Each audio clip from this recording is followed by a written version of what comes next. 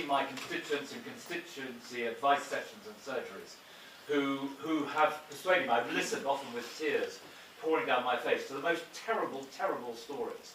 And I'm absolutely convinced of the rightness of what we are seeking to do. And also, it's something I would want, not just for my constituents, but for those whom I love, and maybe one day for myself as well. I think Kim has done an absolutely fantastic job. In spite of some of the noises off, I think the bill is in extremely good order. With that, Kim, many congratulations on what you've got so far. The biggest hurdles probably still lie ahead, although I thought that the second reading debate in the Commons was one of the best, certainly in my time in the House of Commons, and showed when you work cross-party, you know, I think it adds great lustre and distinction to the House of Commons in the way it was handled. Kim. Thank you so much, Andrew. Thank you for that lovely introduction, and thank you for letting us use your wonderful office again. It's greatly appreciated. I think, yeah, it feels like a lot has happened since we last met in this room, and made you all sit on the floor, sorry about that. And it seems many months ago since that gathering. I think a lot has happened since that day. I think we met just before second reading. And I think, as Andrew has said, we had an excellent second reading debate, which I think did show Parliament at its very best. Somewhere in the middle of that, we then had Christmas and we had the New Year, and then we entered the Bill Committee stage, which I will talk about in due course. But I want to start by welcoming the panel that we've got with us this morning. On the end there, we've got Neil Shastry-Hurst, the MP for Solihull West and Shirley, who was a member of the Bill Committee. Alongside me, I've got my colleague Marie Tidball, the MP for Penistone and Stocksbridge, who was also on the Bill Committee. We've got the wonderful Leslie Story, who is CEO of My Sister's Place, which is a domestic abuse support service, and Leslie herself is suffering from incurable cancer. I've also got Sir Max Hill with me, who is the former Director of Public Prosecutions, who has been very supportive of the work we've done on the bill. And then I've got Lucy Davenport, who has also got lived experience of a situation not dissimilar to the one that Andrew described, who lost her husband in a very traumatic and harrowing death. And I've got the wonderful Professor Laura Hoyano, who is Emeritus Professor of Law at Oxford University. We've also got other members of the Bill Committee here, Kit Malthouse MP, Lewis Atkinson, I think, is somewhere around. Charlie Faulkner's just walked in from the House of Lords. So we've got lots of people you can ask questions of, and you can talk to when we finish sort of the more formal proceedings. But as I said, we've just come through the Bill Committee stage of the Terminally Ill Adults End-of-Life Bill. We started it back in January and we finished just last week. For those of us who've been directly involved, I think it's fair to say it's been an extremely intense process. It's been a very thorough process and a lot of hard work. But it's also been one of the best examples of cross-party working on a really important issue that means so much to so many people. We've had really powerful, detailed debates and discussions, which I think all members of the committee can be really, really proud of. And I'd like to thank them for the dedication that they've put in. I'd also, very importantly, like to thank the clerks of the House and the staff in Parliament who've worked incredibly hard over the last few months, along with the chairs of the committee, our MP colleagues, who have the very difficult job of trying to keep us in order. And I'm really proud of the work that we've done. As a result of that, there are some significant changes to the bill, some very important changes to the bill, which will be presented to colleagues when we go into report stage. There were nearly 80 or 90 hours of debate in the Bill Committee, and we sat on 29 occasions. We heard oral evidence from over 50 expert witnesses, and we considered nearly 600 amendments in that process, and we accepted around a quarter of them. You know, that's unprecedented when it comes to a private member's bill, and actually it's much more in-depth scrutiny than most government bills. It was a very thorough, a very collaborative process, as I say, and it was something that I think we can all be very proud of. Some of the changes that we made are really worth just considering briefly. We've now got a bill which explicitly prevents doctors from discussing assisted dying in isolation from other options, which I think is really important. I know that means a lot to colleagues. They have to talk about palliative care, they have to talk about symptom management and psychological support, so there's a broad, holistic conversation about end-of-life care and choice. Following evidence from the British Medical Association, the doctor is now required only to provide their patient with necessary information. They don't have to do an official referral to another medical practitioner. We've also got the inclusion of independent advocates where necessary for people who may have learning disabilities, autism or mental disorders. A big change, but a very important change, is the introduction of multidisciplinary panels of experts to scrutinise and to add an extra layer of safeguarding. It was very clear from the evidence that a multidisciplinary approach was important to many people. So we've got that, and we've also got that headed up by the Voluntary Assisted Dying Commission, led by a commissioner who will be appointed by the Prime Minister. So we've retained the judicial element of the process, and every application will now be scrutinised by a multidisciplinary panel, as I say, a senior lawyer, who could also be a High Court judge, a consultant psychiatrist, and a social worker. And that third layer of scrutiny and safeguarding is really, really important. We've added further safeguards around identifying the offences that are made under the bill of dishonesty, coercion and pressure. We've added extra training for doctors and indeed for members of the panels around those issues, particularly looking at coercive control and financial abuse, amendments which were supported by members across the committee. We've looked at eligibility criteria again, we've taken out the word condition to remove any ambiguity there may be around that, and we've looked at really thorough reporting, monitoring and reviewing of the process. Thanks to amendments from my colleague Marie Tidball, we've got the inclusion of a Disability Advisory Board, which I think is really important. We've got an annual report which will be produced by the Commissioner in consultation with the Chief Medical Officers of England and Wales, and the Equality and Human Rights Commission. And the Secretary of State must undertake a full review within 5 years of the bill becoming law.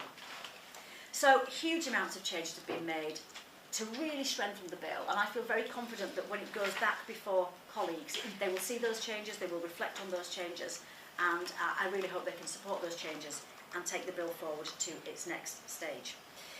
We've got information provided in packs for you today, which all MP colleagues will be given as well, and also the new bill has now been published. As I say, it's even more thorough, it's even more robust, and I hope parliamentary colleagues can support it as we go through the process. I'm going to hand over to our panel members now, just to say a few words about their role in supporting the bill. I'll start maybe at this end with one of my colleagues from the Bill Committee, Neil Shastrey-Hurst MP. Well, good morning, ladies and gentlemen, and thank you for coming today. Can I just echo Kim's comments in thanking all the committee members, whatever side of the debate they were on, for what I thought was a very thorough process, along with the clerks who assisted ably and the chairs. I think we came through what was a rigorous process, late nights, lots of long hours, with a bill that is in much better shape than when it went in. I think when we had the bill at the second reading, it was a good bill, but we now have an even better bill.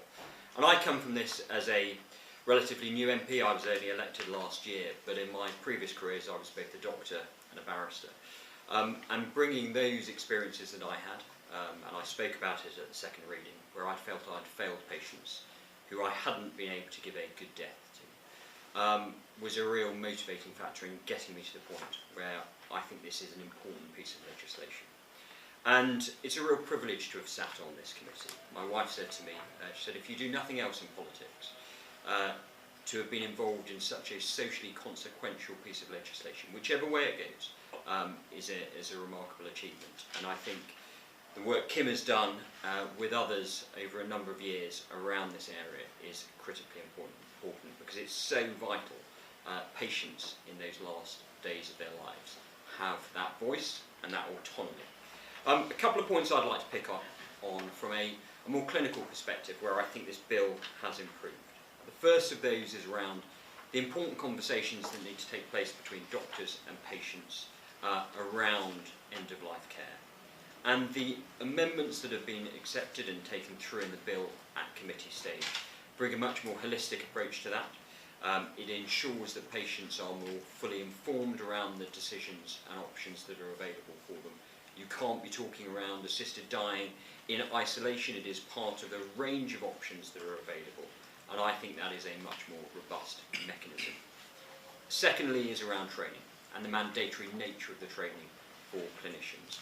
This is, without doubt, a complex area, and ensuring that clinicians who are involved in it have the necessary training to ensure that all those safeguards, the numerous safeguards that have been put in place, are appropriately enacted is absolutely critical. I think that mandatory training around coercive control, around domestic abuse, financial control, but also making more robust training of our clinicians around capacity assessments is going to be really important.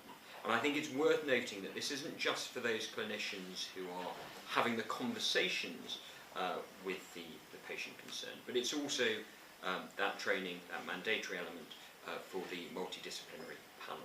A vast improvement, actually, in my view, on the High Court, because we are adopting a model that is used across healthcare in terms of getting a range of expertise involved, but of course overseen by a commissioner who is a High Court judge or above. I think the two further points I'd just like to pick up on are around the referral pathways, and it's really important that clinicians who, for valid reasons, object to assisted dying are not forced to take part in the process, and we've made some very good changes around that, where there is no obligation on doctors to make a referral, but of course they need to signpost those individuals who wish to take that option so that they can move forward along that journey. And finally, I think the bill now reflects the important interplay between palliative care and assisted dying as a more holistic approach. And the conversations around palliative care are integral to any conversation around assisted dying. I think that is a really important safeguard, but it's also a really important factor in ensuring that all patients, when they're making these very difficult decisions at the end of their life, are doing so in an informed way, having all the information at their fingertips so that they can make the right decision for them, so that they can have dignity at the end of their life and they can have autonomy over the choices that they wish to make. Thank you. Brilliant, thank you so much, Neil. And I think you make a really important point there. There's been some framing of the bill around it's either about autonomy or choice and dignity, or it's about safeguarding. And actually, it is, and it has to be about both of those things. And the amendments that we put through in Bill Committee really reinforced that message. So thank you so much. I'm going to hand over now to Leslie Story, who is CEO of My Sister's Place, as I said, which is a domestic abuse support service. And Leslie, it'd be lovely to hear from you in a professional capacity, but also in a personal capacity. And I think, am I right in saying you are a graduate of the Joe Cox Leadership Programme as well? Well, it's an honour to have you here on many levels. Thank you, Leslie. Thank you. Thank you very much for giving me the opportunity. As I walked here this morning, like you, I thought if there is nothing else that I do, then I have contributed to this, which is so meaningful and so important to me. I am someone who is living with cancer. I have bowel cancer, and I'm in a very good place at the moment. But I was diagnosed last year, and it was a complete shock to me. I wasn't particularly ill, and then suddenly I was told I had a huge tumour in my bowel. It needed to be removed immediately. I had to have chemotherapy.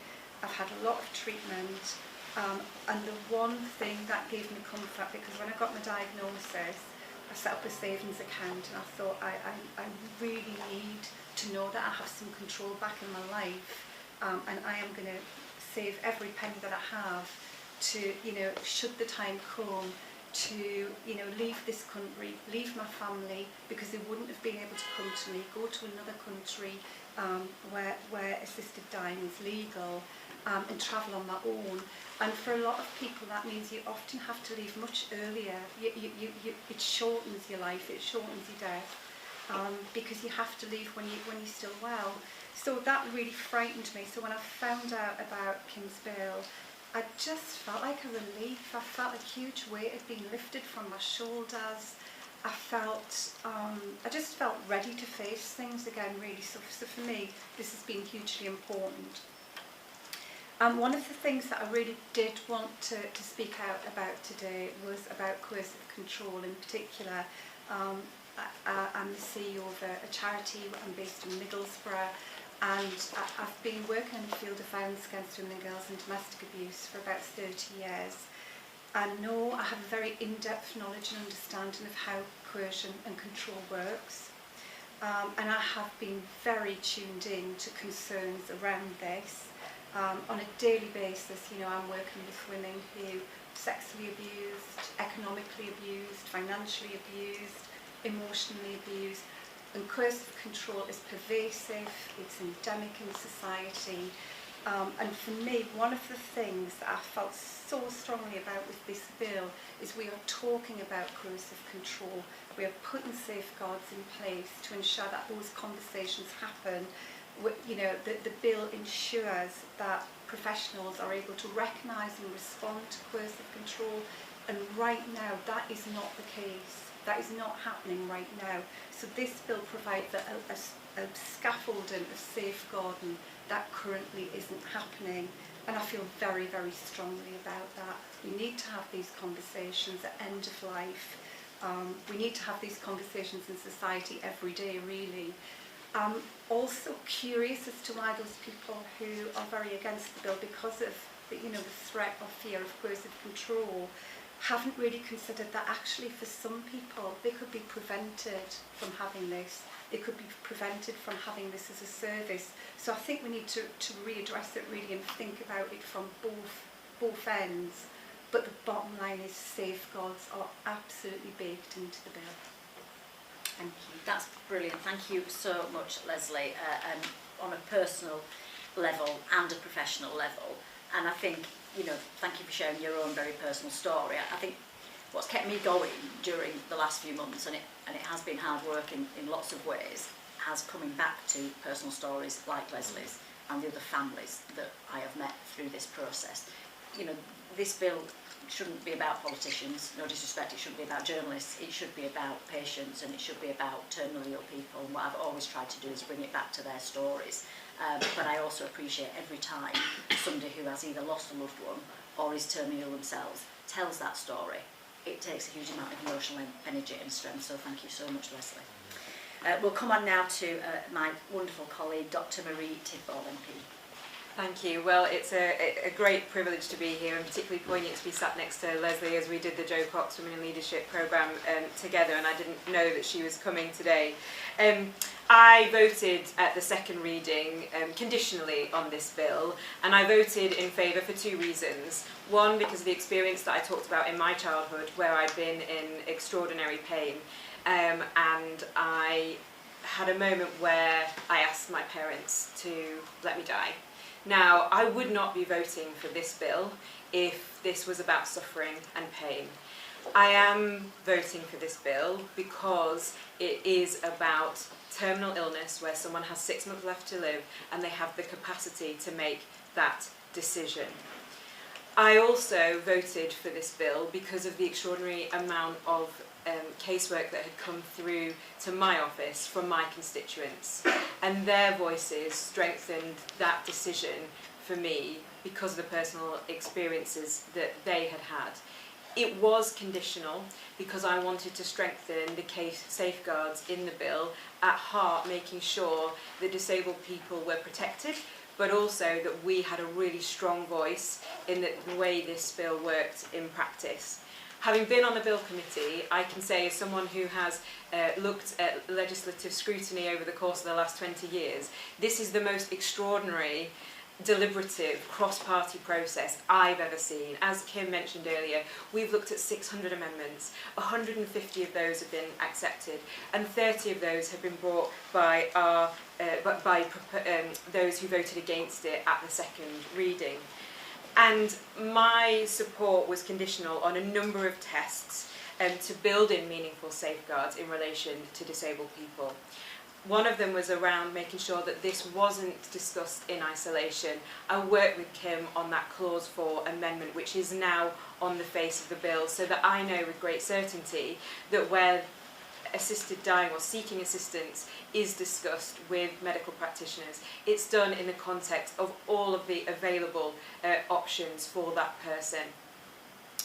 I am immensely proud that I got cross-party and cross-committee support for my two key amendments, which put on the face of the bill the core safeguards and the mechanisms to build in and strengthen the voice of disabled people. So the first one of those is to make sure that we have independent advocates right from the start of that process for someone who might be seeking assistance for people with learning disabilities, autism and mental disorders. And there's also another group outlined which gives enough breadth to enable doctors to use their discretion where they think somebody may well need that independent advocacy service, and that person can therefore be supported by an independent advocate if they come under those different categories throughout the whole process of seeking assistance, whether ultimately they pass the mental capacity test and then can actually seek assistance at the end or not.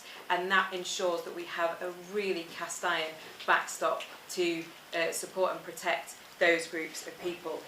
The second amendment, which was the very last speech in the very last Bill Committee as we approached, I think, something like 11 p.m. last week, it was my amendment for a disability advisory board. I wanted to ensure that if this bill was and is passed through Parliament, that disabled people's voices were at the forefront in understanding how it was being implemented and how it was impacting disabled people. And so my amendment ensures that the Commissioner, 6 months after their appointment, has to establish this advisory board that includes disabled people under the Equality Act definition of that protected characteristic, along with disabled people's organisations and other relevant experts. And that reflects the evidence that we heard at the committee stage from Disability Rights UK, who really felt that there should be an instrument like that, from Dr. Miro Griffiths, from Professor Tom Shakespeare, and importantly also from colleagues from MENCAP, Dan Scorer. I passed that amendment in front of Dan and the MENCAP team to make sure that they were happy with that and that they felt that worked.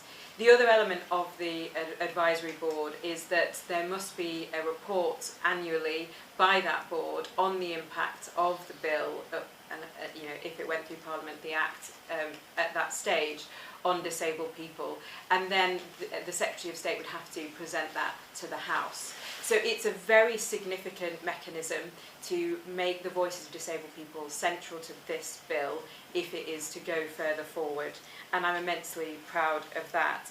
I think for me, this has demonstrated the ability for us to make sure that we have legislated not only with principle but also with precision in the way that we have put the amendments on the face of this bill, and that we have listened very carefully to those that gave evidence right at the beginning, more than 10 weeks ago, and carried that learning through, as well as everything that we've had in terms of written evidence from people, the many, many people that have written into us, and that we've integrated that into this piece of legislation.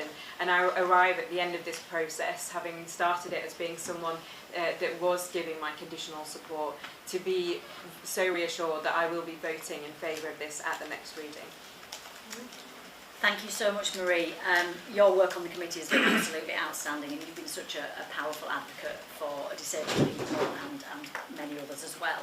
And I think, Marie's comments there are clear evidence that some of the criticisms that were talked about in terms of the Bill Committee, that, it'll get rushed through, there won't be any proper debate, it won't be amended, utter nonsense. Mm-hmm. We have spent hours and hours and hours on this work. Colleagues have dedicated huge amounts of time and energy to this, and we've now got important changes to make the bill stronger, and I hope today that is very clear for everybody to see. I'm going to come on next to Sir Max Hill, former Director of Public Prosecutions, who, along with 3 other former DPPs, including the Prime Minister, as we know, have spoken about a very clear need for a change in the law. Max, it's great to have you with us. Thanks, Kim. Good morning. I'd suggest that possibly the greatest achievement of this bill, where we are now, and the debate that's been raging for many months, is that collectively we've all brought into the open aspects that are at the moment hidden.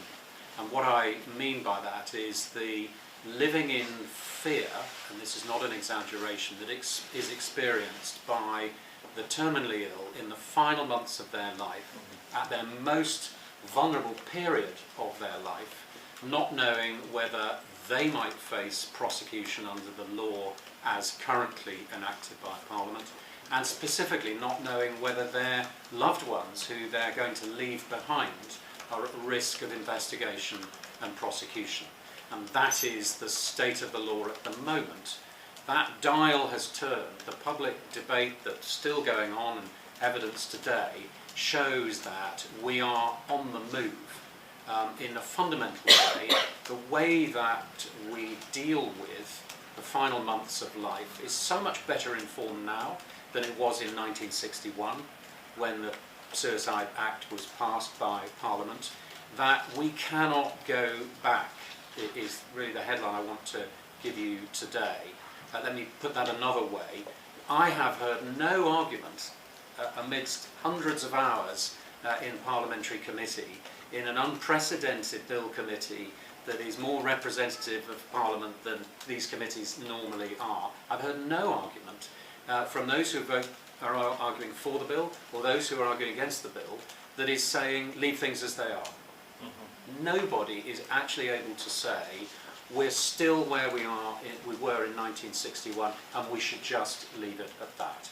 So if that's the one takeaway, what it means is that there has to be an improvement, and the bill and the detail in the bill now, let alone how it was 3 or 4 months ago, shows the path to improving the lot of these most vulnerable people and not leaving, if I could put it this way, people like Leslie wondering, as she must under the law that exists today, at what point do I have to contemplate going to Switzerland? At what point do I have to think about leaving my family? At what point am I on the brink of losing my capacity, my autonomy to make decisions for myself and putting my relatives at risk? All of those are factors of the Suicide Act 1961. And the other point that I'd make to you is that there is really very little point in scrutinising and looking for bad cases after the death has occurred. What is the point of an investigation, even a prosecution, after someone has been coerced into ending their life, or in some other way has had the decision taken away from them about the manner and timing of their death? Why are we doing that only after the fact? Because that is what's happening under the law at the moment, and I know that because as a former director of public prosecutions, those cases which are investigated by the police and brought to the Crown Prosecution Service have to be personally scrutinised by the DPP to try and work out whether a surviving relative should be prosecuted because of something that happened many months ago. That is the status quo. Nobody can realistically say that we should simply leave it at that.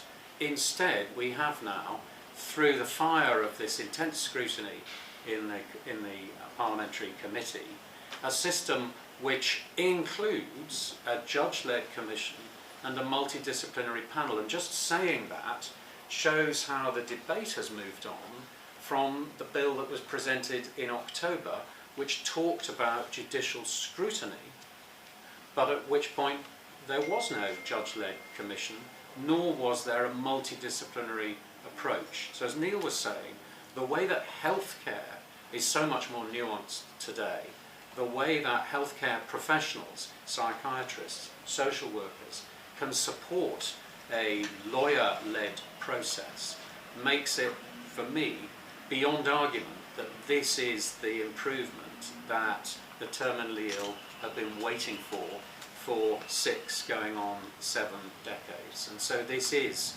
I'm sorry to put it this way, but this is the truth of it, it's a once-in-a-lifetime opportunity, a once-in-a-generation opportunity for parliamentarians of 2025 to say that, with all respect to where their predecessors were 60 years ago, they have found a better way, which is going to improve the outcome for some of the most vulnerable people in society, without, and this is my final point, opening the door to a gradual broadening of the categories of people to whom this act applies. And you've just heard from Marie. There is absolute eagle-eyed focus on ensuring that the parameters of this bill are maintained. This isn't called, the phrase terminally ill doesn't appear in the title of the bill by coincidence. It is only intended to assist those who are terminally ill and who are approaching the final months of their lives. So it's no good looking at other jurisdictions around the world, and there are many who have forms of legislation like this, and pointing to the slippery slope, as people call it. You start with one group and then you broaden it to another and another and another. That's not what this bill is about, and I wouldn't support it if that is what it was about. It's been very tightly circumscribed, and in scrutiny, speaking as a lawyer if I may, going from just judicial high court scrutiny at the final stage to what I hope will be flexible, fast, not unnecessarily bureaucratic, multidisciplinary panels who can move quickly and who can make the right decisions. That will leave my successors of the DPPs of the future not having to somehow mop up cases and look for where things have gone wrong after someone's life has ended, because all of this scrutiny will be done whilst the person at the centre of it is alive and can express their own view. That is the fundamental point. Thank you so much, Max. Incredibly powerful points on many levels, and I think it's absolutely right. We always come back to the problem we're trying to address. You know, we come into politics to try and improve things, to try and solve problems, and clearly the law as it stands, or the lack of law as it stands, is not fit for purpose. And that's one of the reasons that drove me to take this legislation forward. I get a lot of correspondence about this subject, as you can imagine. One of the most powerful pieces of correspondence I received was from a lady who, I believe, she was the first person to take somebody to Switzerland, to Dignitas, for an assisted death after the second reading of the bill. She took her husband in December, and she sent me a very long email, very, very emotional, very difficult to read, about the process of going, which again is framed as this lovely, easy option, and believe me, it is not like that for dying people. It can be very, very traumatic and harrowing, as well as obviously very costly. And they had 4 wonderful days together in Switzerland. He had a beautiful, peaceful death, which was what he wanted. She came back alone, and I reflect often about what that journey must be like for people who have to come back without their loved one beside them anymore, no funeral, you know, no proper send-off for that person. And then 4 days later she gets a knock on the door from the police. So she's grieving, she's traumatised, you know, and then there's a police investigation. She's now under investigation for 7 months or something. So that just cannot be right, and I just think that's one of the really clear issues which Max has referred to, that we have got a duty to try and fix. Speaking of personal experiences, Lucy, thank you so much for joining us this morning. Again, I know it's difficult telling what is a very traumatic story, but if you're able to share your story with us, that'd be great. Yeah, hi. First of all, I'd like to say thank you for inviting me here. This is a really, really big honour, and to echo everyone else's comments, that this is a once-in-a-lifetime opportunity to make a real change to people who are living in this country. My husband was diagnosed in 2022 with cholangiocarcinoma, which is a really rare and really aggressive form of cancer, which is in the bile duct part of the liver. We had 11 wonderful months together with our little boy, who is now 10, and Tom, in that time, had requested several times to me, and we'd had a discussion about how he wanted his end of life to look. He didn't want a painful, drawn-out death, which unfortunately is what he got. Due to him having uncontrollable symptoms whilst he was in palliative care, in a hospice, and I cannot praise the staff enough. They did absolutely everything that they could for him, but his cancer had spread to his bowel, which unfortunately caused a blockage. This led to my husband being on 3 syringe drivers and continually being sick, and it was fecal vomit. After 5 hours of that, he eventually inhaled it, choked and died. I have PTSD because I will never forget the look on his face. Even Post-death, he continued to vomit. I now live with a 10-year-old who understands the story of his father's death. And Tom had asked repeatedly, can you just give me something so I can go to sleep? And a doctor replied, not unless you grow another 2 legs and a tail. And that's the truth of the matter. We wouldn't treat animals like this, yet my husband died awfully. This change in legislation isn't just for the people who are dying. It does alleviate a lot of fear for them. I've spoken to people, even today speaking. It does alleviate fear, but it also means that family members and staff members aren't left traumatised by this. It's so important that we keep moving forward with this, with the right safeguardings, with the extra amendments that have been put in, because I wouldn't wish what I've gone through upon my worst enemy. Thank you. Thank you so much, Lucy, and again, I know it takes a lot of strength and energy to share what is a very, very difficult story, so thank you so much for being with us today. And look, no one's going to pretend that, you know, every person who gets cancer has the horrible death that as Lucy described there for her husband Tom. We know palliative care is amazing, it's outstanding. We have some of the most dedicated professionals working within palliative care. But there are cases where a patient's needs cannot be met. They might be rare, I accept that, I acknowledge that, but they do happen. And I think we have a duty to do something about that. We also have to acknowledge that, for me, you know, assisted dying is not the adversary of palliative care. It's part of a holistic approach to end-of-life care. We can't separate the two. It should be about choice, and it should be about acknowledging the many brilliant, dedicated professionals who work within the palliative and end-of-life care sector, who want to do what's best for their patients. They want that choice, and they want to deliver the best service they possibly can. But we do have to acknowledge that sadly, stories like Lucy's and Tom's do happen, and I've heard far too many of them in recent months. We're going to finish with Professor Laura Hayano, who is Emeritus Professor of Law at Oxford University, just to reflect on her thoughts around assisted dying and the bill. Thank you. Thank you. I come at this not just as an academic. I have been a practicing barrister in the area of medical law and human rights in Canada for 10 years, and then here in England at the same time as being an academic. And assisted dying has been a matter for me, a focal point for research and for a great deal of thought ever since my father died in agony from bone cancer that could not be alleviated by the best palliative care and the best hospice in the province where he died. And it was subsequent to that Canada received assisted dying on a human rights basis. And I was just reflecting on what Lucy was saying, because one of my Oxford colleagues, Professor Joseph Raz, said, "The right to life protects people from the time and manner of their death being determined by others. Those who reflect, plan, and decide on the manner of the dying make the dying part of their life. And if they do so well, then by integrating their dying into their life, they enrich their life." And that has been my experience with my friends who have died through assisted dying in Canada, when they were dying, for example, a High Court judge who was dying of mesothelioma, and a young man who was dying of very aggressive brain cancer and didn't want to lose all his faculties before he died.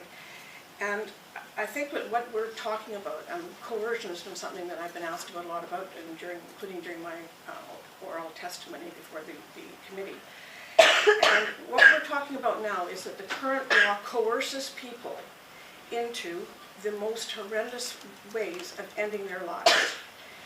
That coercion is whether they cannot, even with the best palliative care, and palliative care specialists will always concede that there are people they cannot help, like Tom.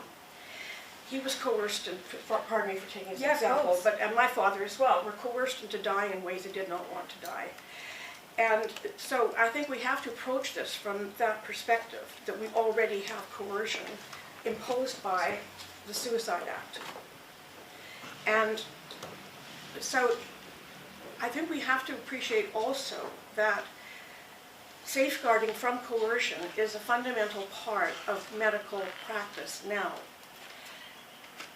Every week, possibly every day in the NHS, a patient decides to take his or her own life in an NHS hospital by requiring that life support be disconnected. And it may be that they don't have a terminal condition and they can live for many years provided they remain on life support. But in exercise of their autonomy and their control over their life and their way of dying, they are entitled to direct medical staff to disconnect that life support. If there's any issue about coercion and autonomy, then the case will go to the Court of Protection well, if there's an issue about capacity, it'll go to the Court of Protection. Otherwise, it could go to the High Court. But my point is that coercion is something that, and safeguarding, which is taken into account by professionals in our daily lives. Solicitors do that when they investigate a transfer of property or a will. Medical professionals are dealing with it in terms of patients who are refusing medical treatment, or whether they've indicated they do not want to accept a form of medical treatment, but then feel compelled to do so. Why is it? Is their family involved? That's why we have social workers embedded in hospitals to work, and patient advocates, to work with those patients and with that medical staff. What the advantage of this bill is, in my view, is that the coercion here is being looked at as a prophylactic, if you like. At the initial stages, it's a prominent focus on whether there has been an improper interference with the patient's decision-making autonomy. And that is happening at the outset of the process and throughout the process. Right now, as Max is saying, they only look into coercion after the fact, as an historic question, instead of as a living question in which the patient can actually be talked to. This is one reason I've recommended that we have extensive discussion of coercion in the guidelines, and I hope there'll be statutory guidelines which will be coming out under the bill with examples, so that it'll help guide people working with patients to detect whatever subtle forms of coercion there could be. I would also say that I think because I prosecute coercive control cases, I think that we are now much more as a society sensitive to the forms of very subtle coercion which can occur, and I think we're better placed now to ask questions.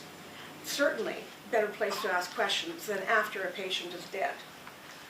And the police over here in a different jurisdiction are trying to investigate that question. The other thing I would point out is that with the coercion being embedded in the medical training that is going to be required of anyone who's working with this statute, it will actually enhance the quality of the training on coercion, I believe, and the question of patient autonomy. And that will spill over, I think, to other areas of palliative care and also other areas of active medical practice. In Canada, the training for practitioners in this area, medical practitioners, is accredited training, and the training sessions are all available to the public on YouTube. And every session looks at coercion, what we call external pressure under our statute. So the other interesting feature of this is that the families will be able to understand the evaluation if we actually do follow the Canadian example, so that we make the training accessible to people in terms of being able to watch it, for example, on YouTube, what the lectures are on coercion, so that everyone will actually be more sensitized to this. Because I'm sure that some family members may find themselves inadvertently in a position of putting pressure without realizing it. And it, more often than not, is going to be pressure, please don't do this. I know that's how I felt when my father-in-law declined life-saving treatment at the end of his life, life-sustaining treatment. But I've realized much more now that the autonomy of the patient being central is something perhaps that family members kind of lose sight of in the agony of having someone with a terminal illness. So this is an opportunity to educate the public as well if we do it right. And I'm convinced that the people in the Bill Committee on all sides of the debate were determined that this be done right. And I am confident that it will be. And certainly we have enough examples from abroad. In Canada, for example, in 2022, there were 526 patients who were deemed to be ineligible, and of those 2.3% on the ground of external pressure. The following year they actually gave us the numbers, and there were 41 patients who were found to be ineligible on the ground of external pressure. So these cases are being picked up with proper training, and that is what we will have under the statute. Brilliant. Thank you so much, Professor Hayana. And you raise a really important point around the broader discussion around coercive control, and certainly, without getting into the party politics of it, I'm really pleased that we've got brilliant ministers like Jess Phillips and others who are taking that agenda forward around coercive control. And I think this does fit into that broader debate, which is really, really important. Right, we've got about 15 minutes for questions. So, who has a question? Yes. This is quite a kind of broad question on the parliamentary process, which is obviously important. But you said a lot has changed since June, and that does include MPs that voted with you rethinking that. Do you kind of have a sense of how many MPs might have changed their mind, and do you worry that you're not going to be able to persuade them?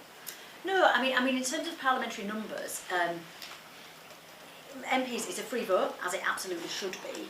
The impression I'm getting from speaking to colleagues is that most people are still where they were at second reading, but equally what colleagues are saying they will do, quite rightly, is have a look at the new bill, have a look at the additional changes that have been made, have a look at the additional safeguards that have been put in place, and then they make their mind up. It's not for me or any of us to tell MPs how to vote. That is their absolute decision, personal decision.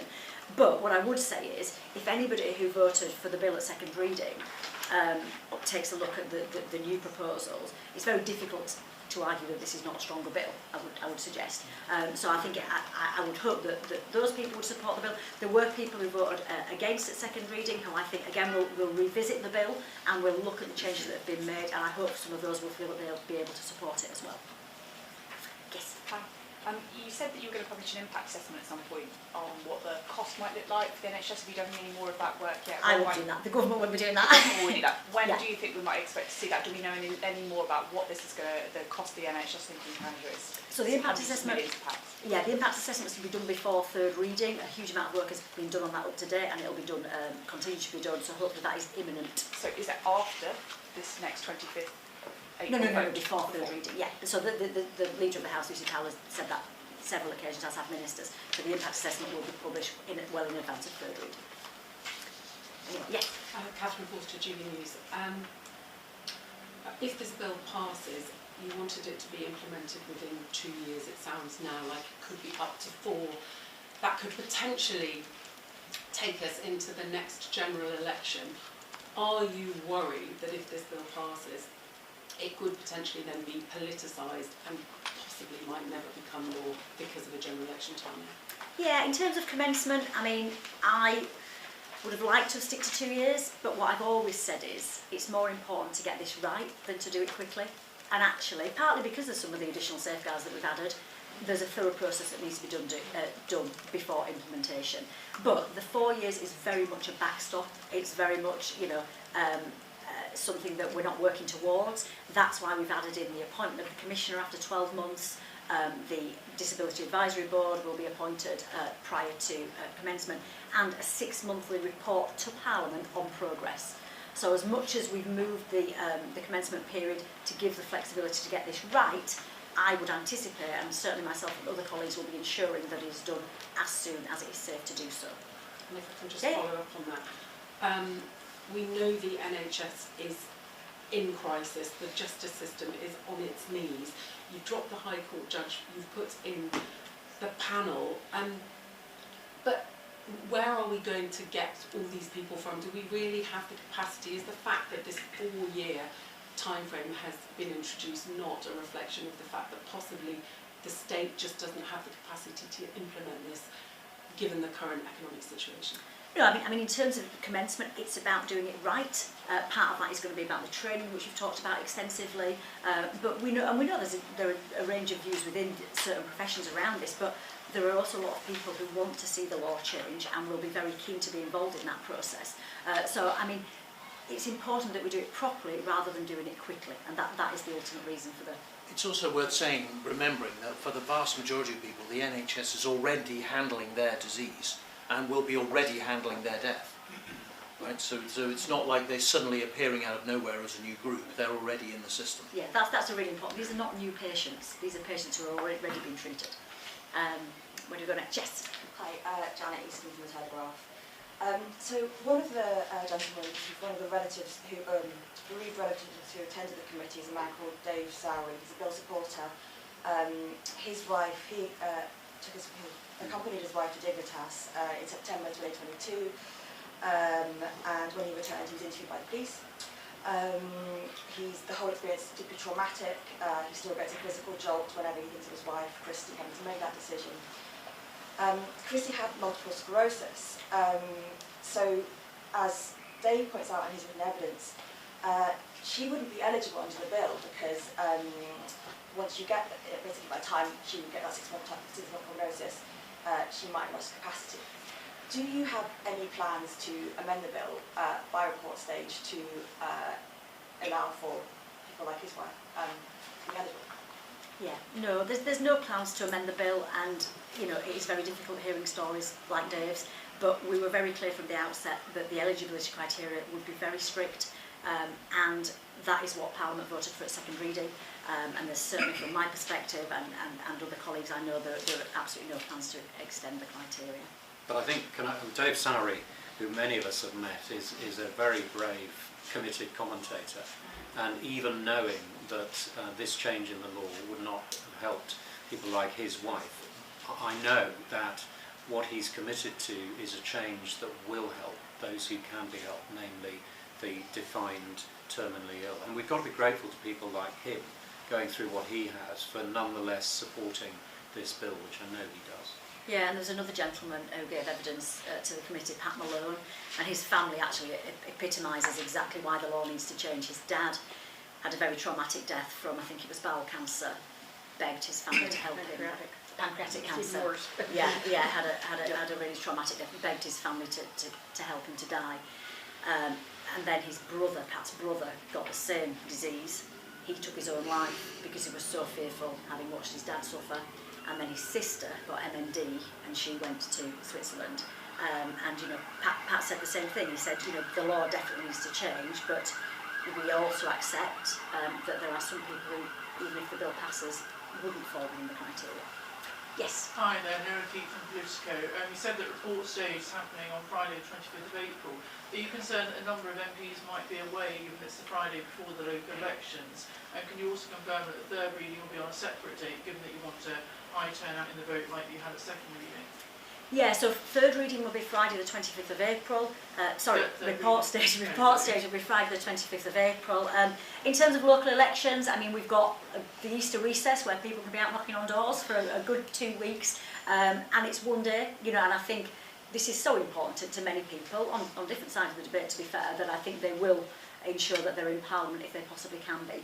It's difficult to say in terms of process because we don't know how many amendments will be tabled for report stage, so we don't know whether we could achieve report stage and third reading in one day or not, and until we get to that point it's difficult to say. Yes.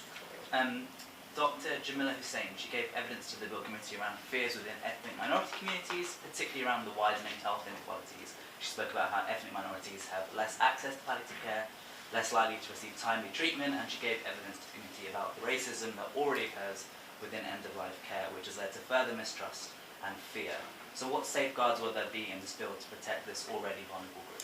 Yeah, she gave brilliant evidence, and she's speaking from a lot of personal experience. I mean, I think the reality is, in other jurisdictions, people from ethnic minority backgrounds and less affluent backgrounds actually have less access to assisted dying. in the same way that, as you've described, they have less access to many other healthcare provisions.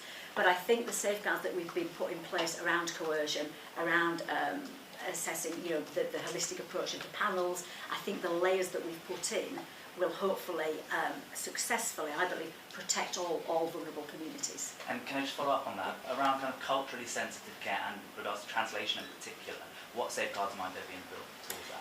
Yeah, I will double check, but I'm pretty sure we've got something in there around translation.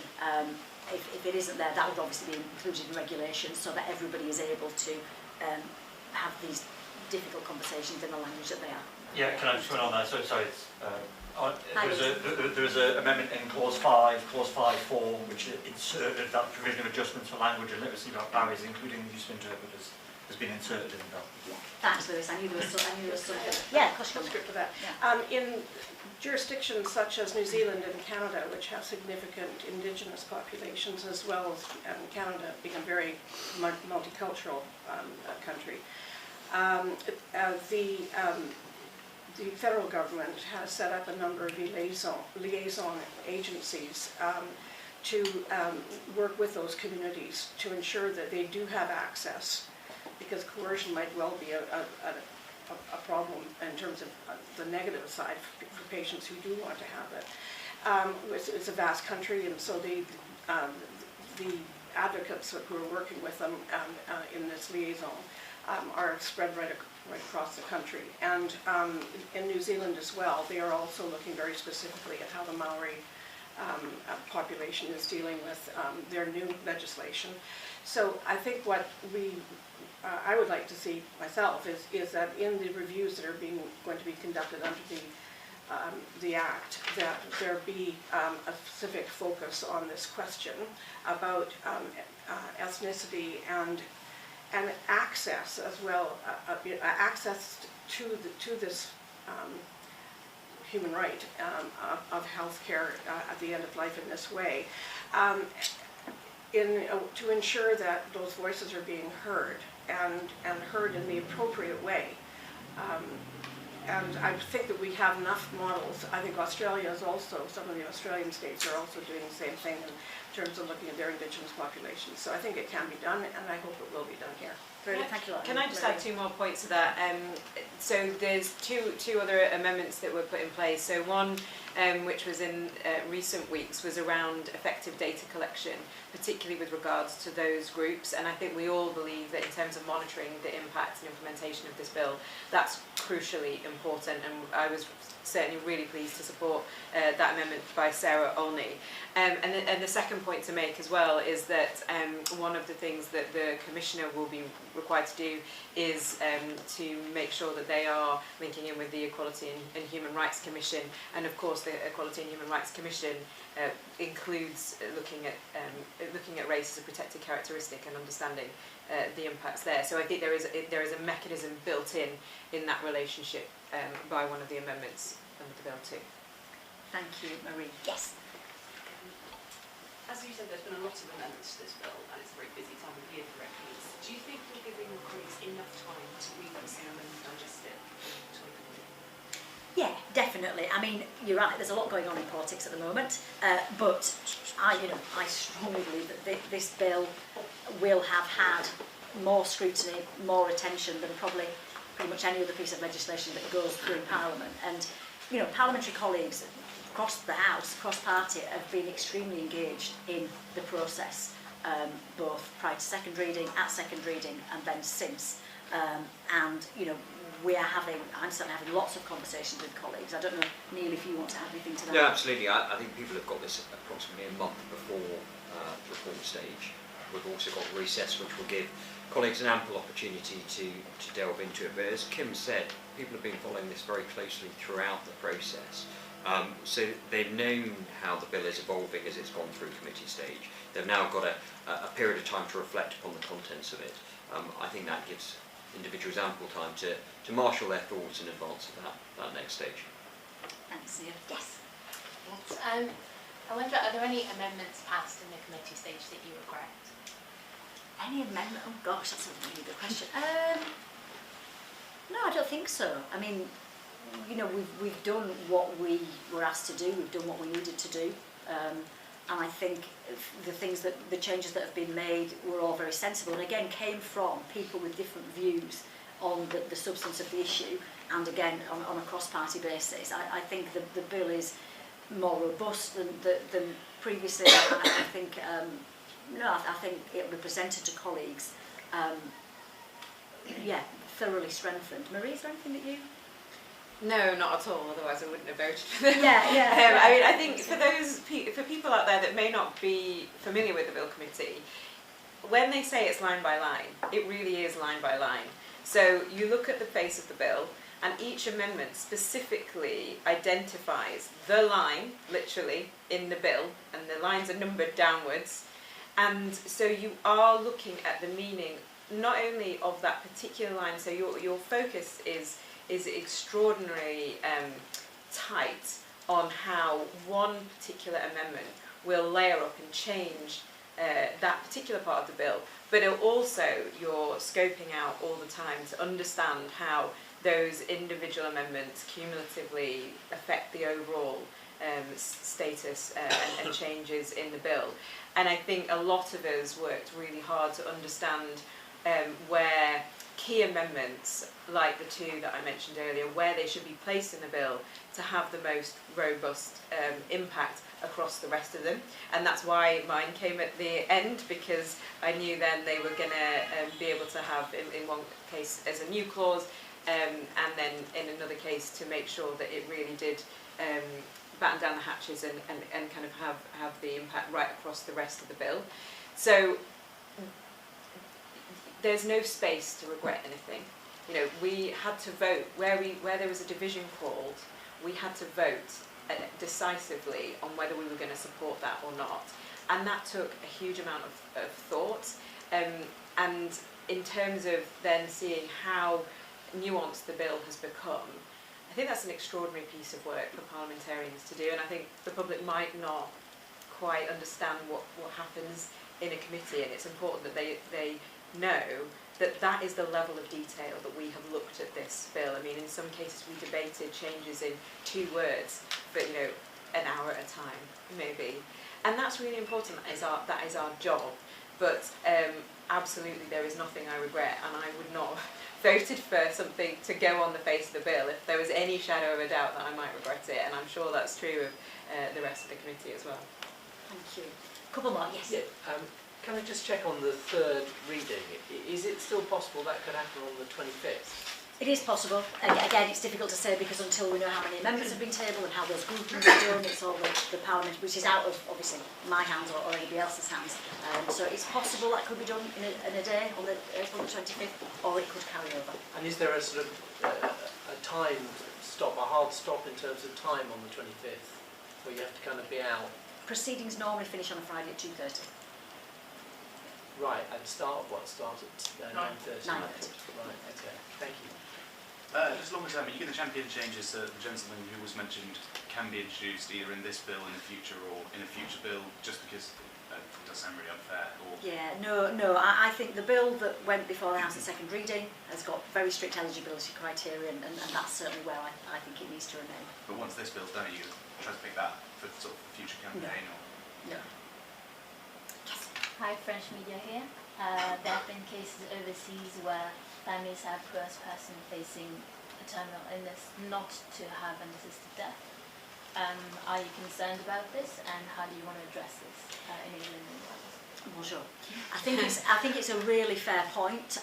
The evidence that we had from other overseas jurisdictions was that, as Laura alluded to, coercion actually, if it does happen, it happens the other way, understandably, because you don't want your loved one to go. So people try and persuade them not to have an assisted death. I think the safeguards that are in the bill around coercion are around any type of coercion. So I think it's fair to say that those conversations would be had with the patient about what the conversations they're having with loved ones and family members. So I think ultimately, the doctors would be able to pick up on any type of coercion, and I think that that's really important.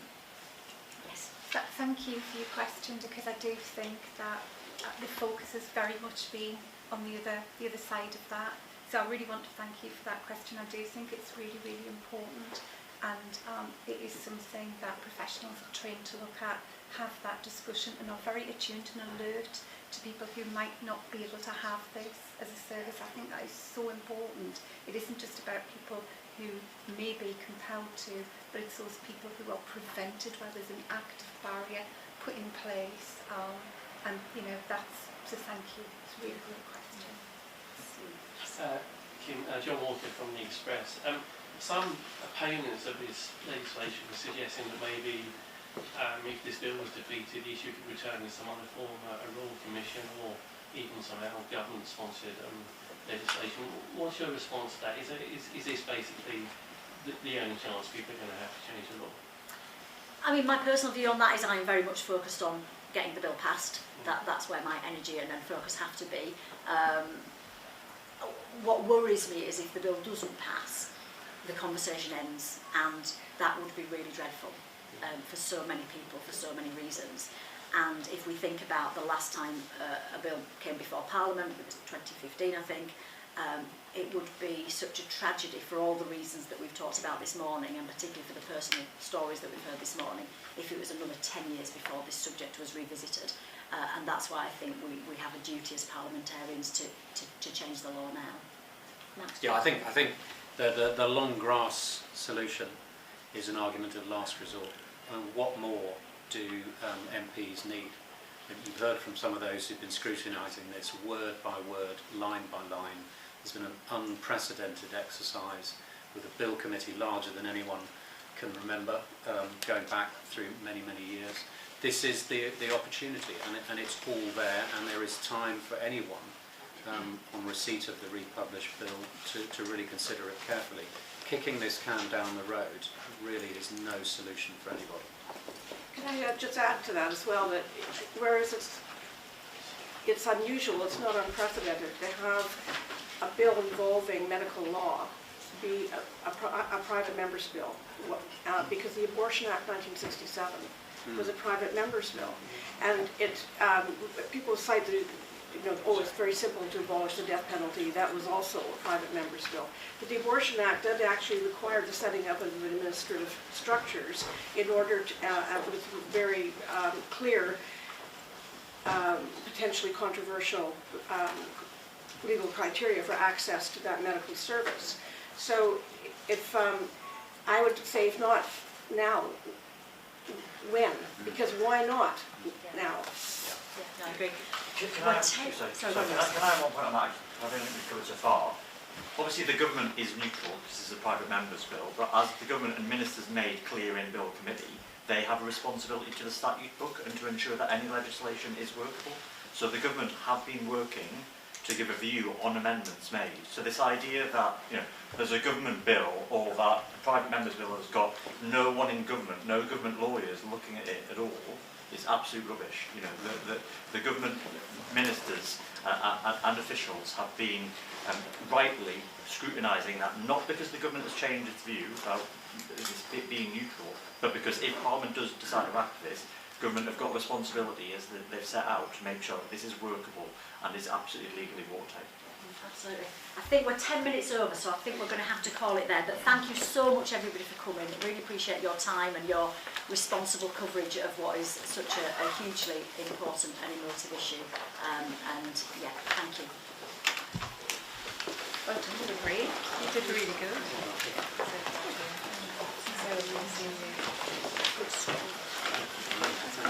No, you're very welcome. That one there.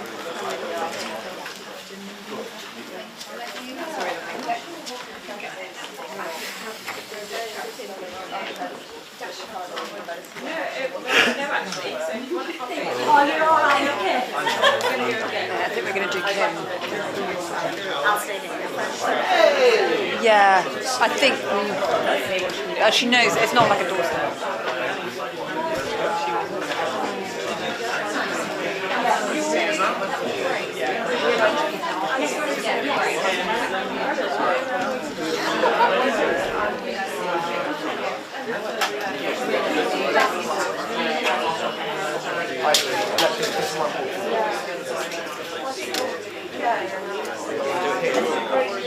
Yeah.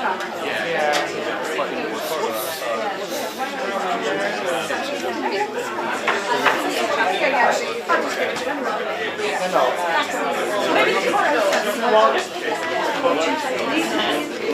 this like around there? Or is it just like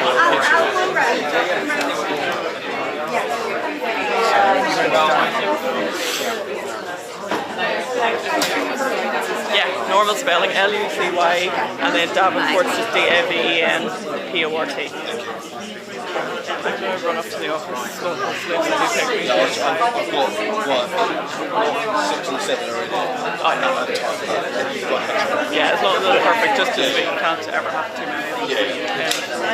But yeah, just somewhere a bit Yeah, if we can just clear people out in the wrong way.